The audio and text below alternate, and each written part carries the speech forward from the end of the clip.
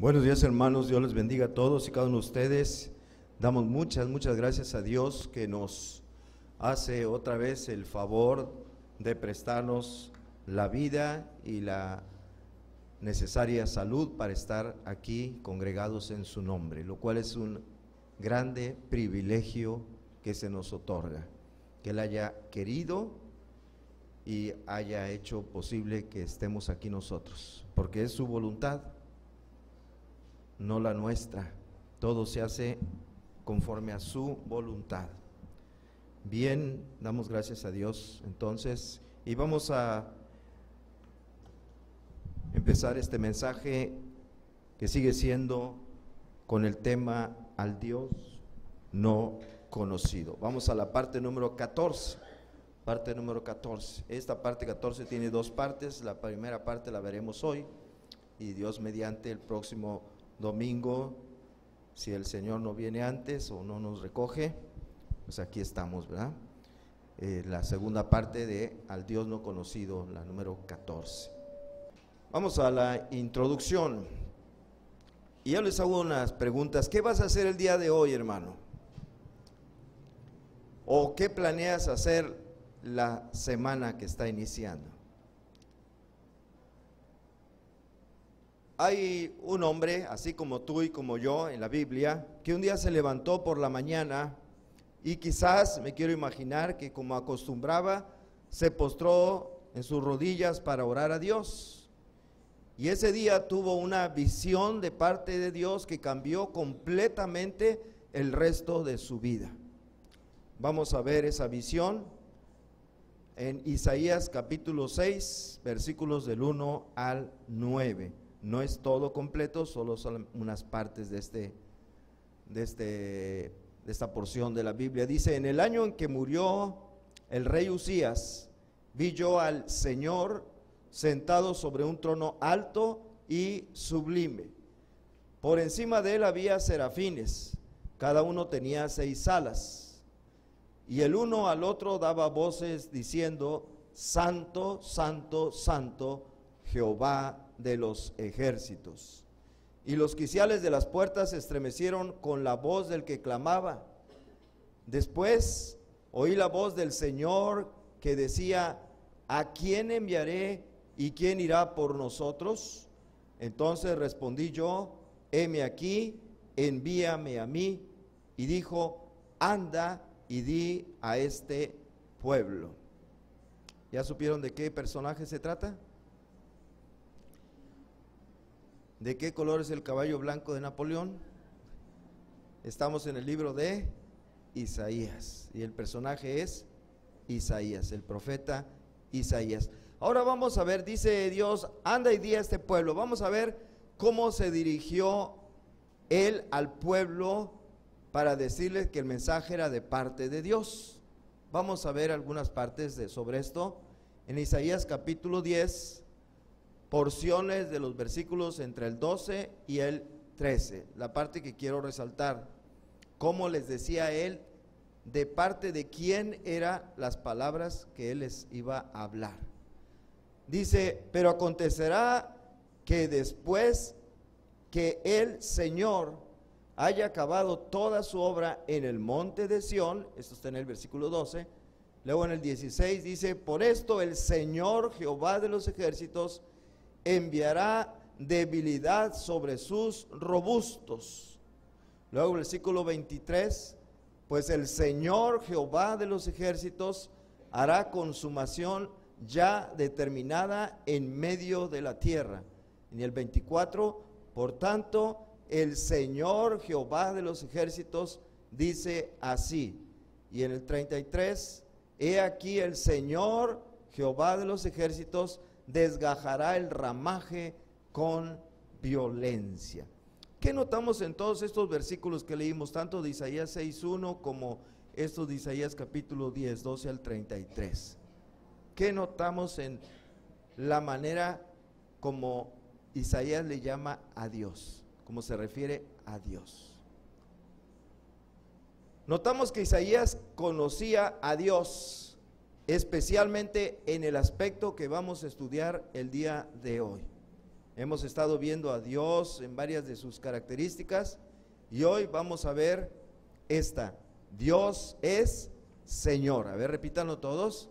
Dios es Señor. ¿Cuántos sabían que Dios es Señor? ¿Cuántos entienden lo que quiere decir la palabra Señor? Quiere decir amo. Y si le decimos a Él amo, ¿cómo nos estamos reconociendo nosotros? Esclavos. No gusta mucho esa palabra y en la Biblia muchas veces la cambian por siervos. O podríamos poner también sirvientes, ¿verdad? Esclavos. Dios es Señor.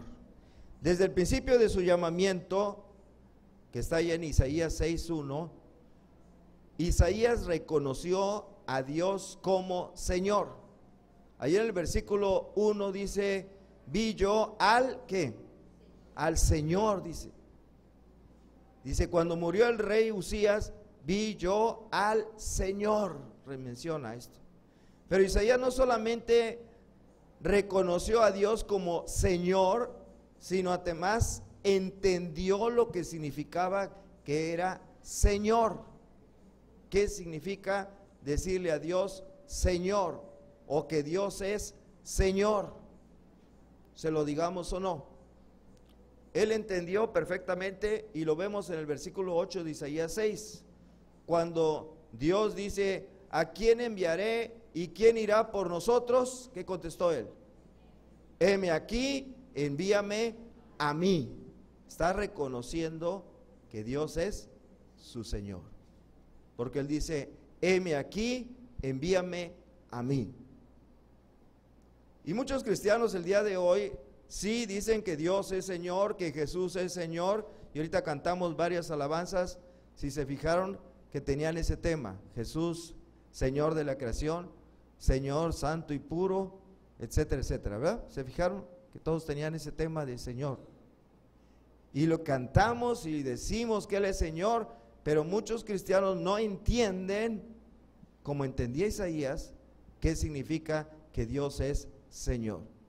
Y cuando digo muchos cristianos, los incluyo a ustedes también. Muchos de ustedes no entienden lo que significa que Dios es Señor. Y voy a hacer un ejemplo. No está alejado de la realidad. Si yo les digo en este momento, hermanos, están haciendo falta 3 siervos para células. ¿Quién de ustedes dice, varones, heme aquí, envíame a mí? Nadie levantó la mano. ¿Vieron? ¿Cómo no entienden lo que Dios es Señor? ¿Se fijaron? El que entiende que Dios es Señor dice, heme aquí, envíame a mí, yo voy. Porque obedezco a mi amo, Dios. Isaías entendió y por eso dijo, heme aquí, envíame a mí. La iglesia de hoy no lo entiende. Le dice a Dios Señor, pero realmente no entiende o se hace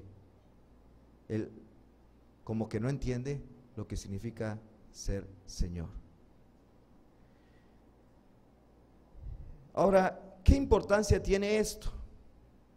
¿Qué importancia tiene entender, reconocer que Dios es Señor? Bueno, tiene demasiada importancia, pero ahorita no lo vamos a ver. Vamos a empezar por el principio.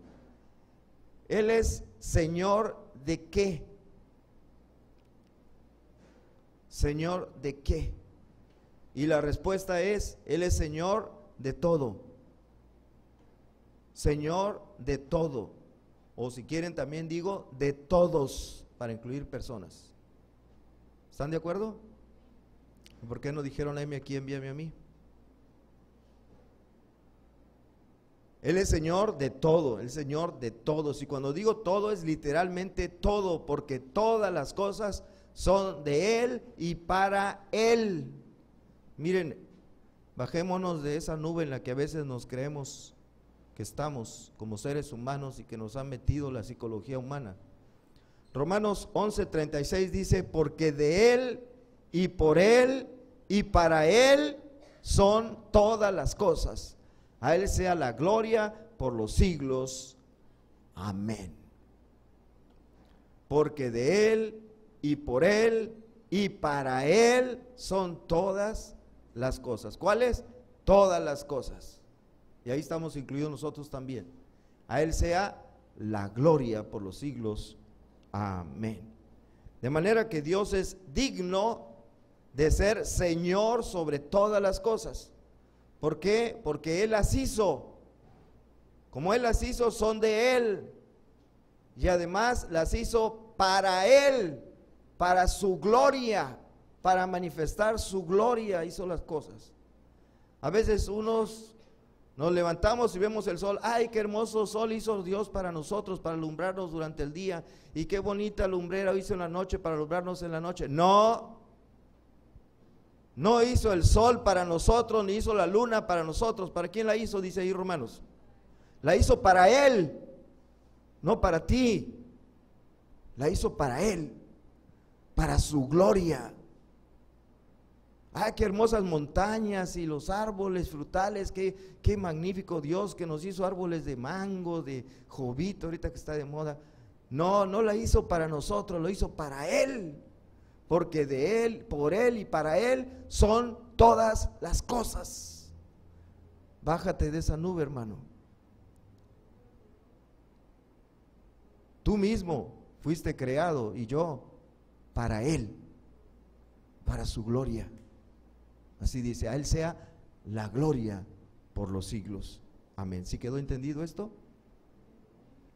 Pero la psicología nos dice que, la psicología del mundo.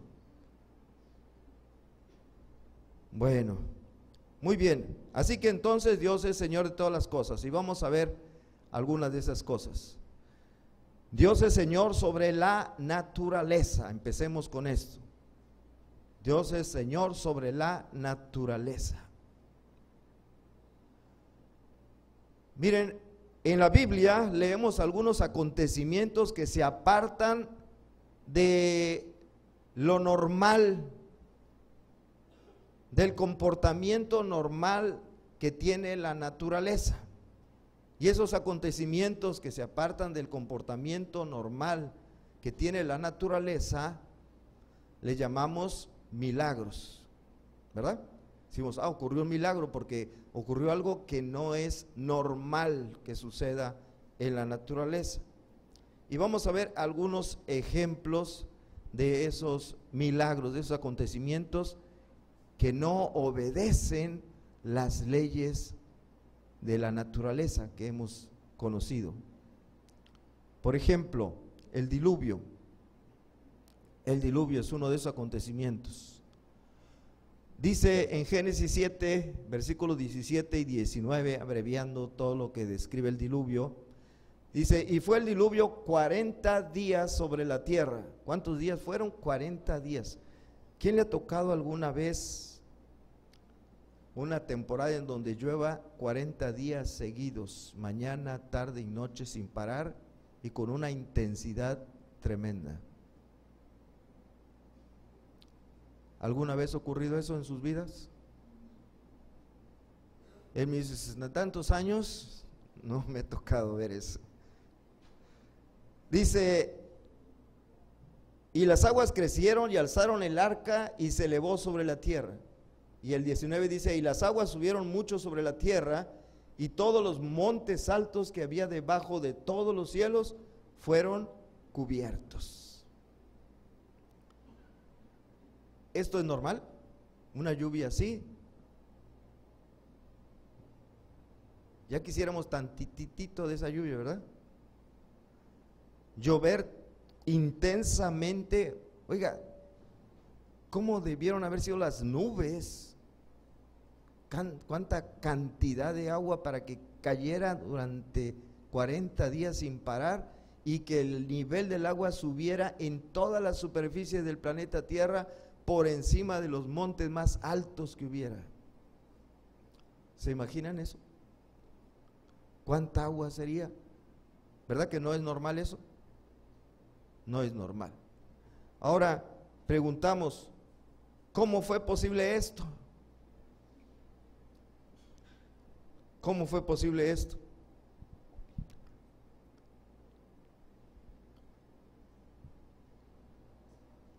Les voy a dar la respuesta que le doy a veces a mis estudiantes cuando preguntan algo que no encontramos explicación.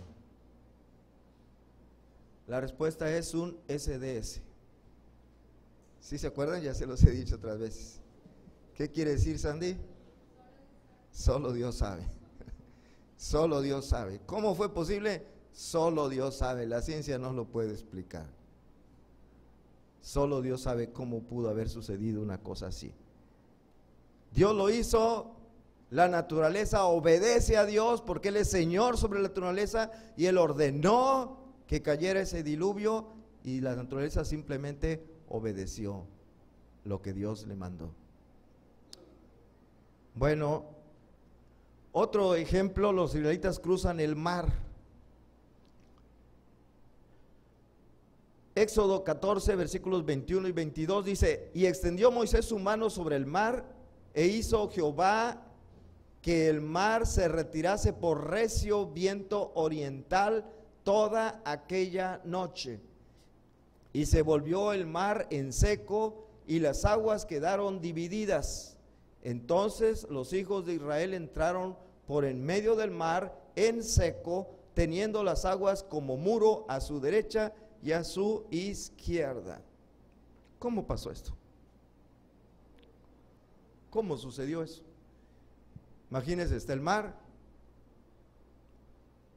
y viene un viento muy fuerte. ¿Cómo tuvo que haber sido de fuerte ese viento? Para que detuviera las aguas del mar así como un muro. ¿Qué tan fuerte tendría que haber pegado ese viento ahí? ¿Como un ciclón de los que nos toca aquí de 150, 200 kilómetros por hora? No, muchísimo más, muchísimo más. Para que hubiera podido detener así el mar de un lado y del otro. ¿Se imaginan la potencia de ese viento tan fuerte? Ahora les hago otra pregunta, no sé si lo han pensado. ¿Y cómo pudieron pasar caminando con ese viento tan fuerte? ¿Cómo lo hicieron? ¿No era para que el viento ese los tumbara? A ver, caminen cuando hay un ciclón.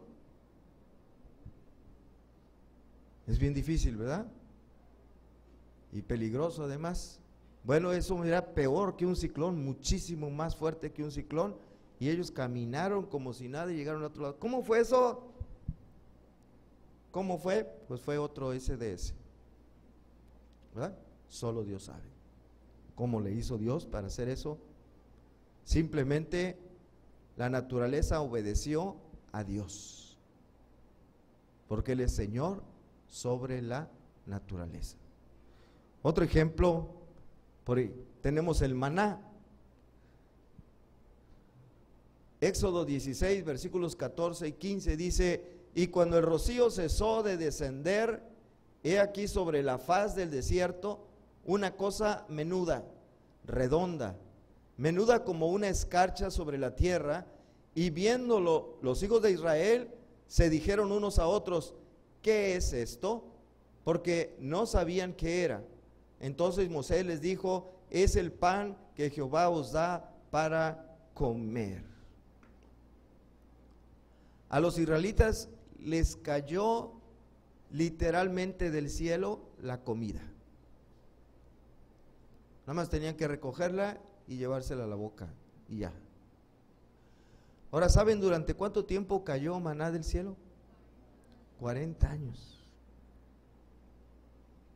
Y además, ¿saben que no era todos los días de la semana? Había un día que no caía maná y el día anterior caía el doble de la porción. ¿Qué día no caía maná? El sábado, ¿verdad?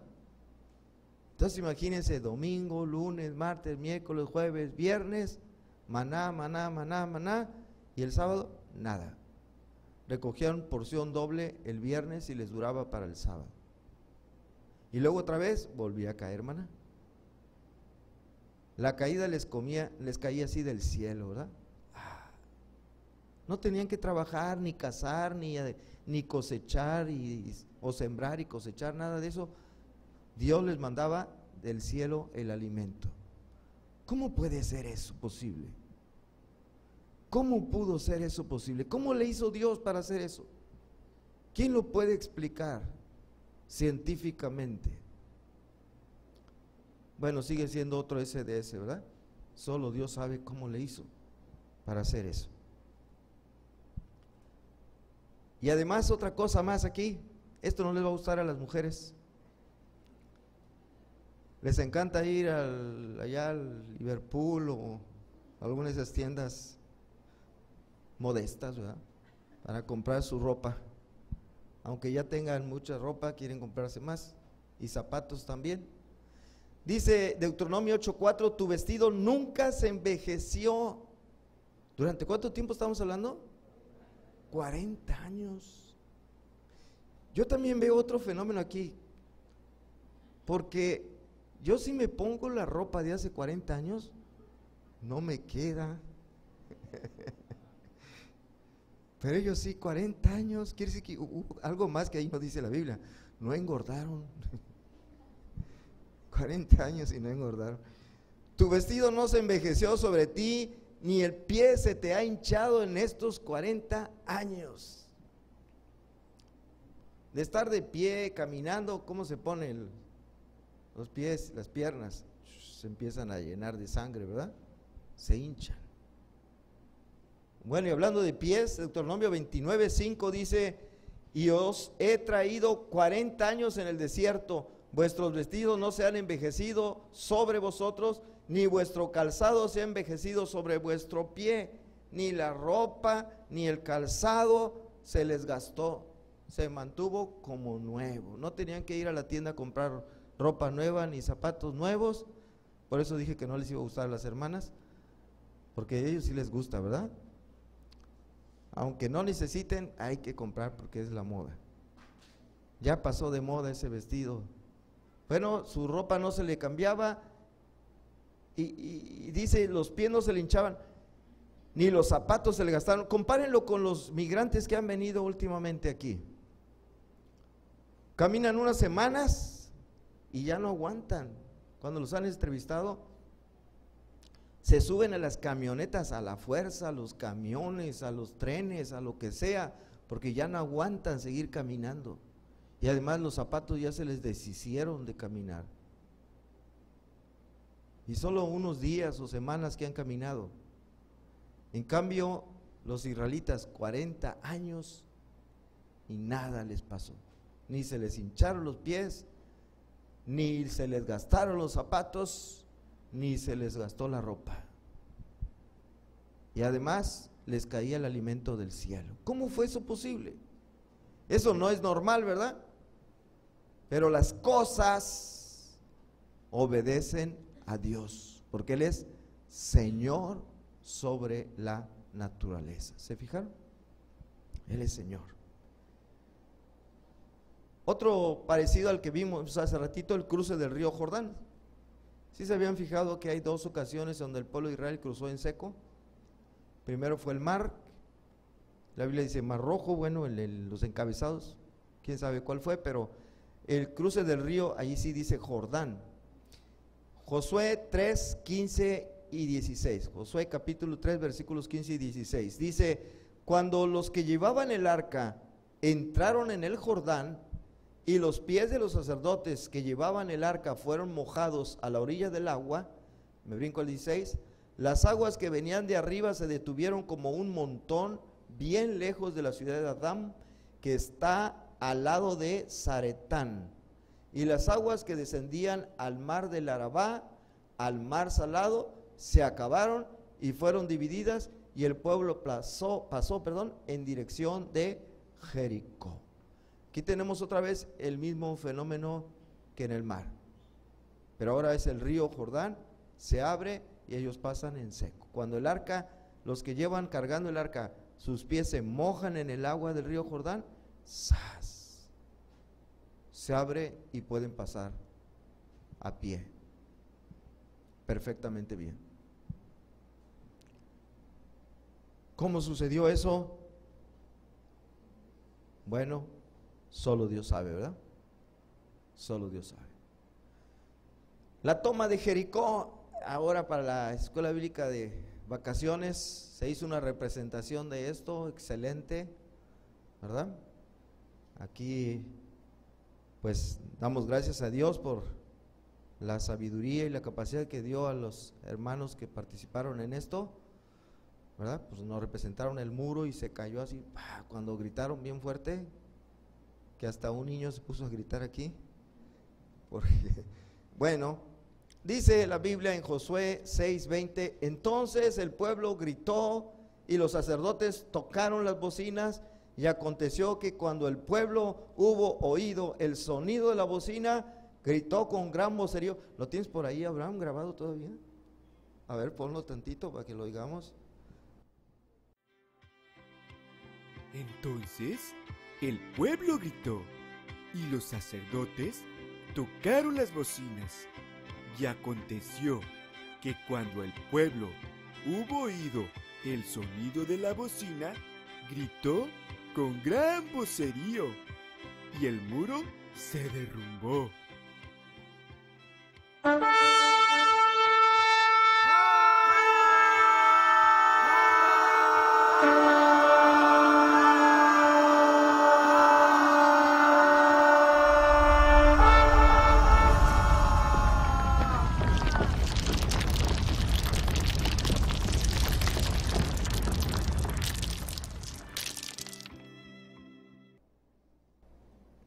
¿Cómo pasó este fenómeno?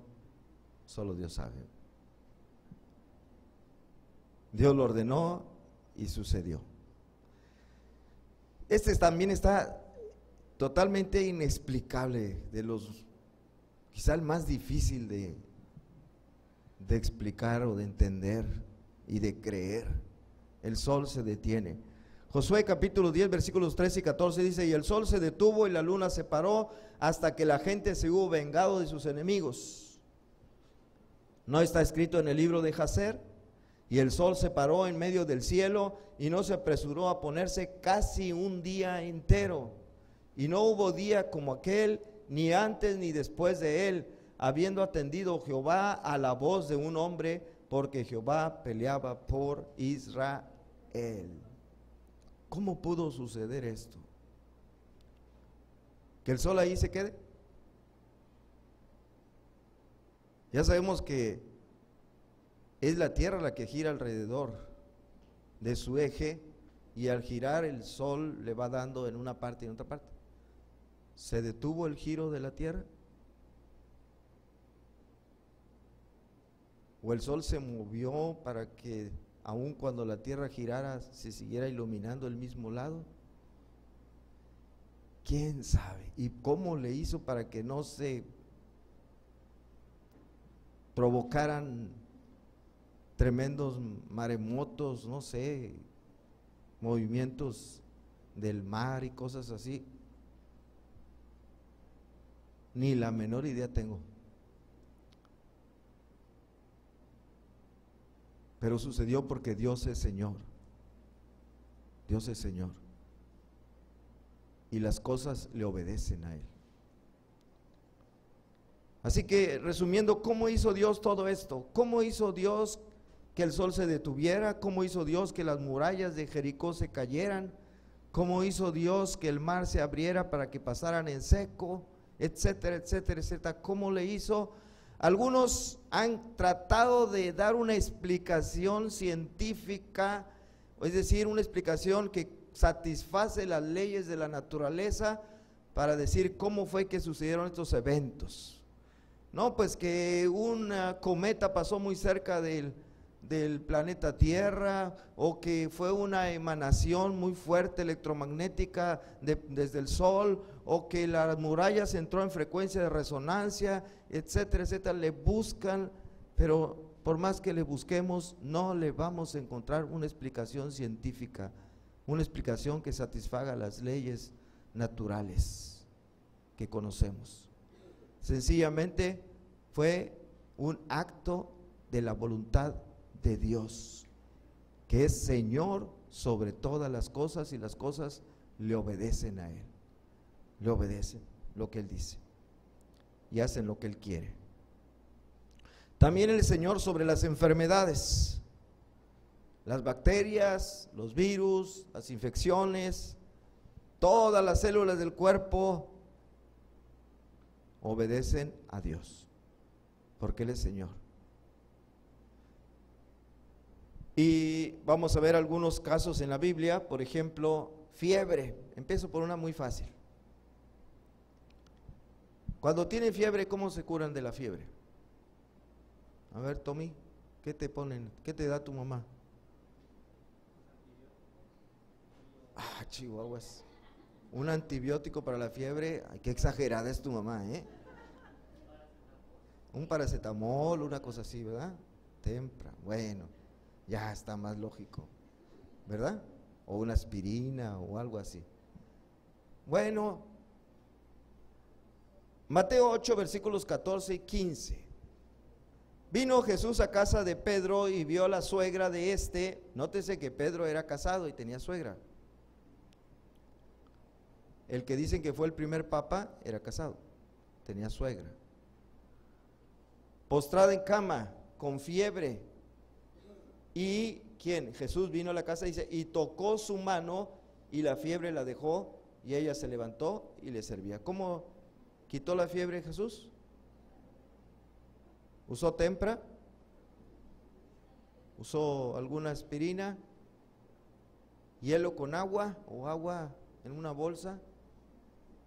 No, dice nomás tocó su mano, ¡pum!, la fiebre se fue. ¿Eso es normal? ¿Alguna vez tu mamá nomás te ha tocado y ya con eso? ¿Verdad que no? Bueno, pero Jesús sí lo hizo porque Él es Señor sobre las enfermedades. Parálisis, este está más difícil, ¿verdad? Ya no es una fiebre. Mateo 9, versículos 2, versículos 6 y 7. Y sucedió que le trajeron un paralítico tendido sobre una cama. Y entonces Jesús le dijo, levántate, toma tu cama y vete a tu casa. Entonces él se levantó y se fue a su casa. Otro acto sobrenatural, ¿verdad? No puede ser que así una persona, nada más porque alguien le diga, levántate, deja su silla de ruedas o donde esté, en este caso estaba en una cama, y se levanta y empieza a caminar como si nada. Ni siquiera necesitó rehabilitación o terapia, ¿verdad? Fisioterapia ni nada por el estilo. Bueno, otra enfermedad, mano seca. No sé cómo qué puede hacer esto, enfermedad, pero así dice así lo escribe la Biblia, mano seca. Mateo 12, versículo 10 y versículo 13. Y aquí había uno que tenía seca la mano. Entonces dijo aquel hombre, extiende tu mano, y él la extendió y le fue restaurada sana como la otra. Nada más le dijo, extiende tu mano, ¡zas!, y ya, se curó. ¿Es eso normal? ¿Eso sucede normalmente? Así van los médicos cuando le llega un paciente, nomás pon tu mano, extiéndela, ya, estás curado. No, no sucede. Ceguera. Una persona ciega. Y era ciego de nacimiento. Capítulo 9, versículo 1 y versículo 7. Al pasar Jesús vio a un hombre ciego de nacimiento y le dijo, ve a lavarte en el estanque de Siloé. Aquí yo lo abrevié mucho, ¿verdad? Que traducido es enviado. Fue entonces, se lavó y regresó viendo. ¿Se acuerdan qué hizo Jesús ahí en el intermedio que no lo leímos? Dice que escupió en tierra, hizo lodo, lo puso en los ojos y no se le infectaron los ojos. Dijo, ve y lávate al estanque de Siloé. Fue, se lavó y regresó viendo. ¿Eso es todo normal? ¿Esa es la manera normal en que se cura una persona de estar ciega? ¿Que nació ciega? No, ¿verdad? ¿Cómo fue posible? Porque Él es Señor de las enfermedades también. Y la más difícil de todas, la muerte. Las células obedecen al Señor, aun cuando las células estén muertas. Fíjense cosas. Juan 11, versículo 43 y 44. Y habiendo dicho esto, clamó a gran voz: Lázaro, ven fuera. Y el que había muerto salió, atadas las manos y los pies con vendas, y el rostro envuelto en un sudario. Jesús les dijo: desatadle y dejadle ir. ¿Cómo estarían las células de su cuerpo de Lázaro? ¿Cuántos días tenía de estar ahí sepultado? ¿Cuántos días tenía de haber muerto? 4 días. 4 días. ¿Cómo estarían las células de su cuerpo? ¿En qué tiempo las células del cerebro se mueren y aunque resuciten a la persona, que vuelva a latir su corazón y todo, ya queda descerebrado? Cosa de unos minutos nada más, 4 minutos. Bueno, un día tiene 24 horas. Cada hora tiene 60 minutos. Y él llevaba ya 4 días. 4 días. Las células de su cerebro ya estaban bien muertas, bien muertas. Su cuerpo ya estaba en desintegración, ¿verdad? Ya degradándose. Pero las células, aún muertas, obedecen al Señor. Obedecen al Señor. ¿Se fijan cómo es lo que significa que Él es Señor? ¿Entendemos lo que significa que Él es Señor? Quiere decir que Él manda. Y cuando Él manda, ¿qué hace la otra parte? Obedece. Así como dice el hermano Santos, ¿verdad? A mí me dan órdenes y yo obedezco. Pues si la orden es de Dios, con más razón, ¿verdad? Con más razón. Ordenó a las células y las células del cuerpo obedecieron y resucitaron y volvieron a dar vida a Lázaro. Bueno, también es Señor sobre los demonios. Esos ángeles que se rebelaron contra Dios. El mismísimo Satanás, el príncipe de los demonios, él mismo obedece al Señor, a Dios. Él mismo está bajo la autoridad de Dios. Fíjense, Génesis capítulo 3, versículo 14 y 15 dice: y Jehová dijo a la serpiente: por cuanto esto hiciste, maldita serás entre todas las bestias y entre todos los animales del campo. Sobre tu pecho andarás y polvo comerás todos los días de tu vida. Y pondré enemistad entre ti y la mujer, y entre tu simiente y la simiente suya. Esta te herirá en la cabeza y tú le herirás en el calcañar. Aquí Dios está determinando algo sobre la serpiente. Tiene autoridad sobre esa serpiente. ¿Y quién era esa serpiente? ¿Quién era la serpiente? Bueno, por ejemplo, podemos ver en Apocalipsis que esa serpiente era Satanás. Dice Apocalipsis 12:9: y fue lanzado fuera el gran dragón, la serpiente antigua, que se llama Diablo y Satanás, el cual engaña al mundo entero. Fue arrojado a la tierra y sus ángeles, los demonios, fueron arrojados con él. ¿Se fijaron? Dios tiene autoridad sobre Satanás. Sobre Satanás. No lo puse aquí, pero hay otro pasaje ahí en Mateo donde el diablo obedece a Jesús. ¿Cuál es? El diablo obedece a Jesús. Jesús le da una orden y el diablo dice: sí, Señor. Cuando la tentación, ¿verdad? cuando Satanás tienta a Jesús y Jesús le dice: vete, Satanás. Lo tentó 3 veces, ¿verdad? Y a la tercera Jesús le dice: vete, Satanás. ¿Y qué hizo Satanás? Se fue. Se fue. Porque es Señor sobre Satanás y sus demonios. Vamos a ver ahora sobre los demonios. Mateo 9, 32 y 33. Dice: mientras salían ellos, he aquí, le trajeron un mudo, endemoniado, y echado fuera el demonio, el mudo habló, y la gente se maravillaba y decía: nunca se ha visto cosa semejante en Israel. Aquí tenemos un hombre que estaba poseído de un demonio, que ese demonio se manifestaba haciendo que él no pudiera hablar, estaba mudo. Pero Jesús le ordenó al mudo, y el demonio salió y el hombre pudo hablar. ¿Se fijaron? Otro caso, Mateo 17, versículos 15 y 18.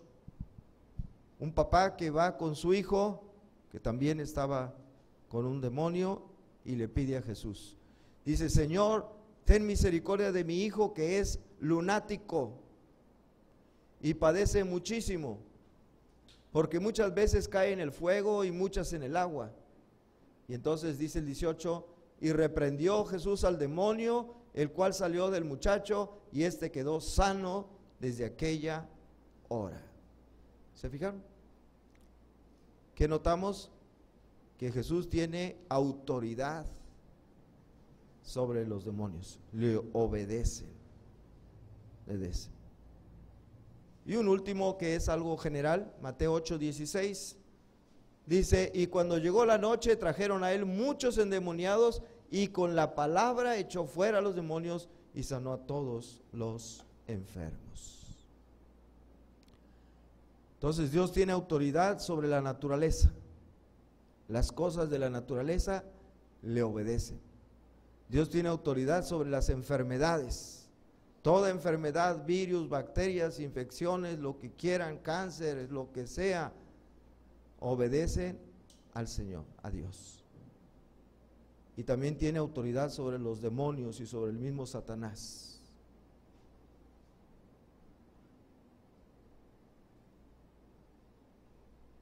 Los demonios y el mismo diablo están bajo la autoridad de Dios. Él es Señor de todo esto.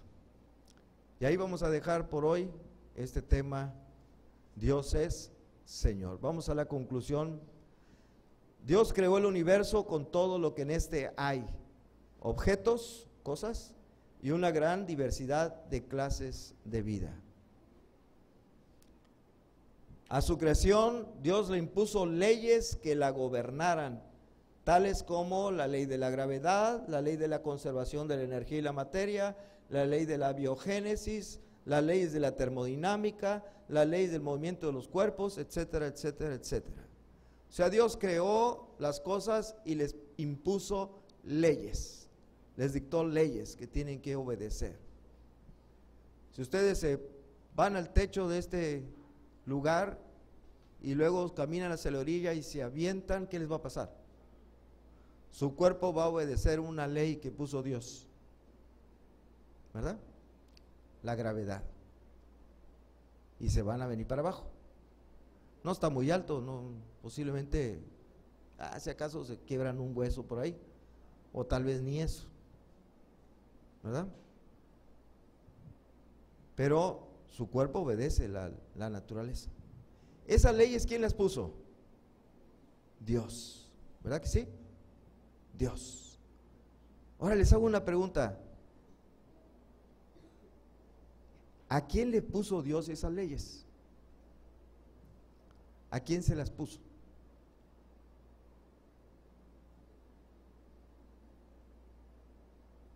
¿Quiénes deben obedecer esas leyes?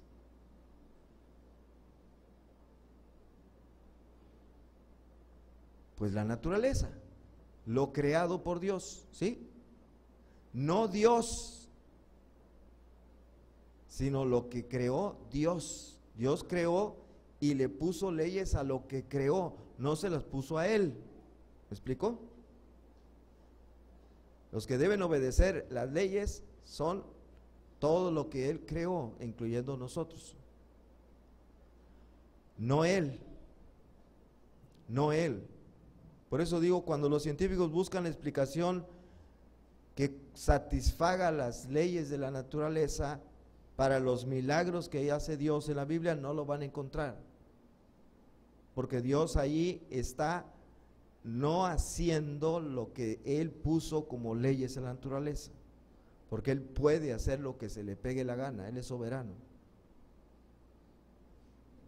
Les voy a poner un ejemplo muy burdo. Hay un aparato en las esquinas a veces que se llama semáforo. Cuando una ambulancia lleva una persona urgentemente, prende su sirena y ¿qué hace? Se pasa el rojo, ¿verdad? Tiene autoridad sobre el semáforo, tiene prioridad sobre el semáforo. Y la ley de tránsito de que hay que pararse en rojo, esa no la respeta la ambulancia, se la pasa. Esa ley no se puso para una ambulancia que va en emergencia, se puso para los vehículos comunes y corrientes que manejamos nosotros. Bueno, a su creación Dios le impuso leyes que la gobernaran, tales como la ley de la gravedad, la ley de la conservación de la energía y la materia, la ley de la biogénesis, la ley de la termodinámica, la ley del movimiento de los cuerpos, etc. Esas leyes son puestas por Dios para su creación, no para Él. Por eso no podemos explicar los milagros de Dios por medio de las leyes que la ciencia conoce.